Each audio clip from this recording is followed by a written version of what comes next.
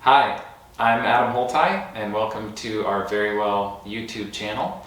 Today I'm going to share a little bit about Chinese calligraphy. This is going to be one of the major portions of the content that we have on VeriWell.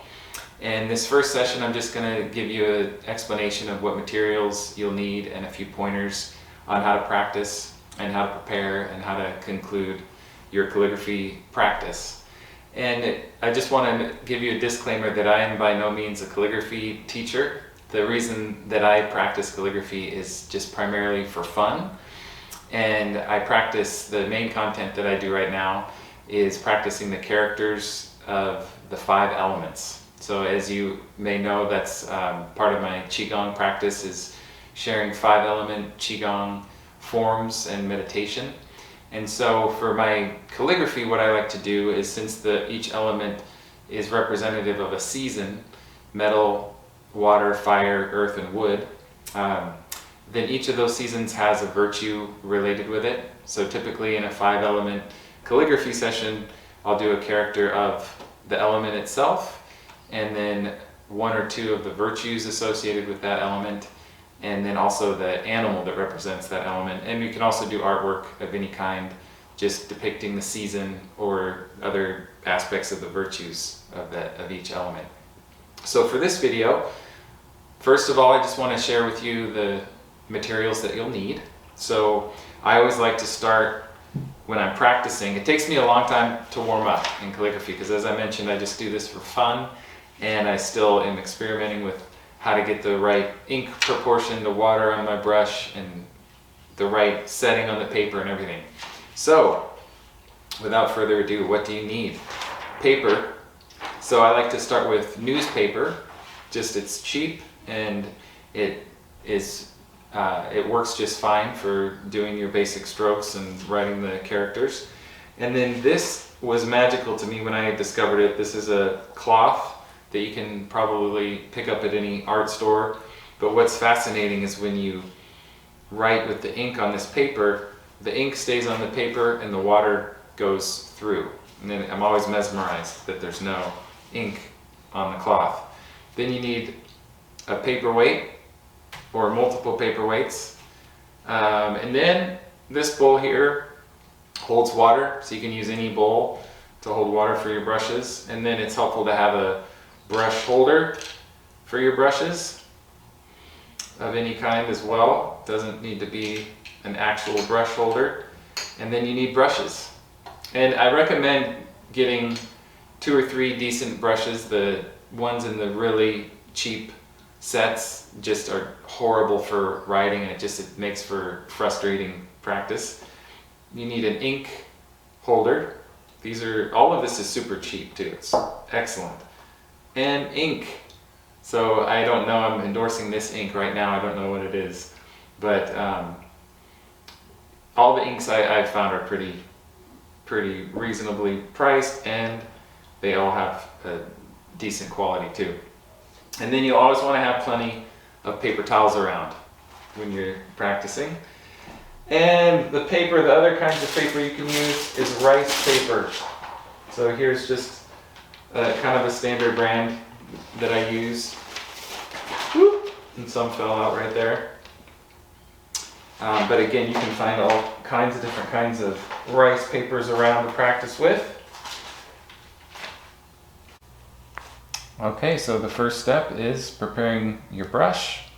You want to put it in some water for a couple minutes and get all the air bubbles out of it. You can see they'll float to the surface at first. And pour some ink in the ink stone. Got some major air bubbles going there.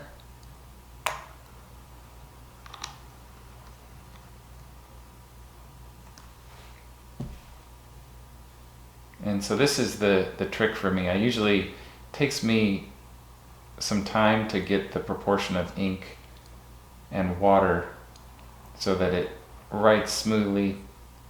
So I usually I take some of the water off the brush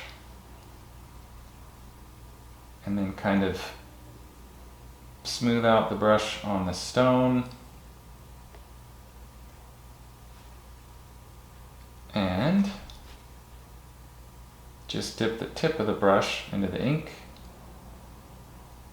and then the brush soaks up the ink.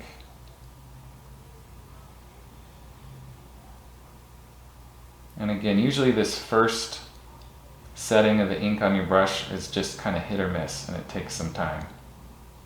So you get a nice tip on there before you begin. So you got your brush ready to go, and I typically hold the brush like this, and you can hold it kind of higher up on the brush if you want, or you can hold it really close, and just practice with all of these different postures and try all the different variety. So this is how I start my practice. I'll do the metal element character, because we're in the season of fall, which is associated with metal.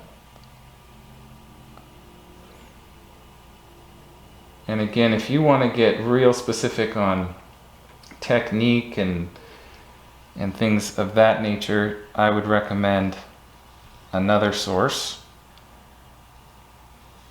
because the primary reason I'm practicing is to just immerse myself in the principles of the 5 elements and to have fun.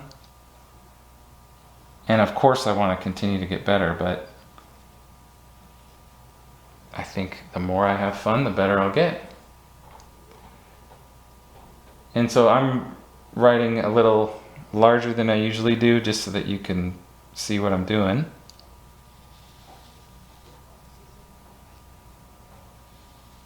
And usually I write a lot smaller so you can get a lot of practice in on one sheet of paper.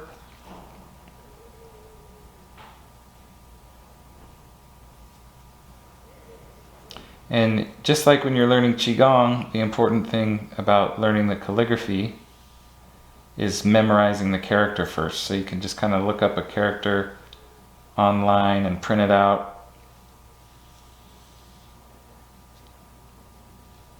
And once you remember all the characters, it goes a lot more smoothly when you can just do the character without thinking about it.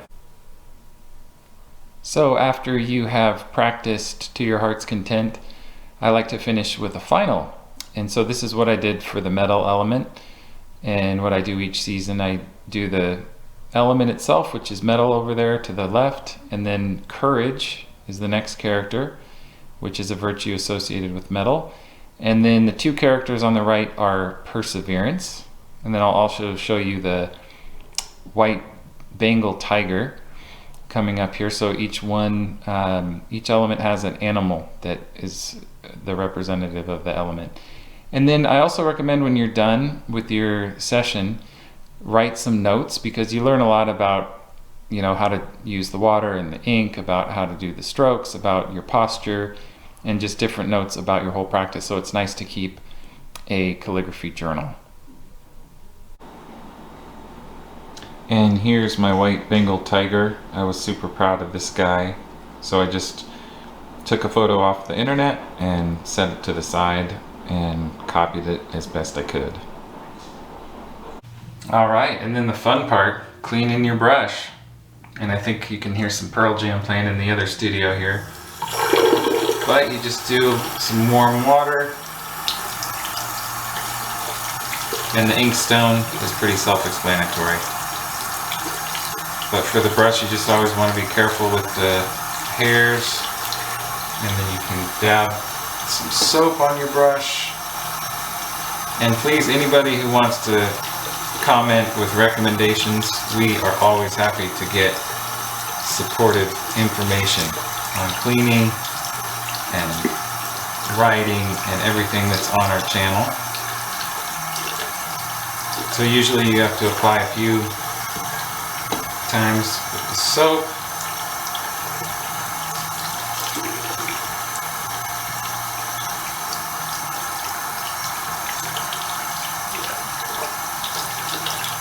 And you just keep doing that until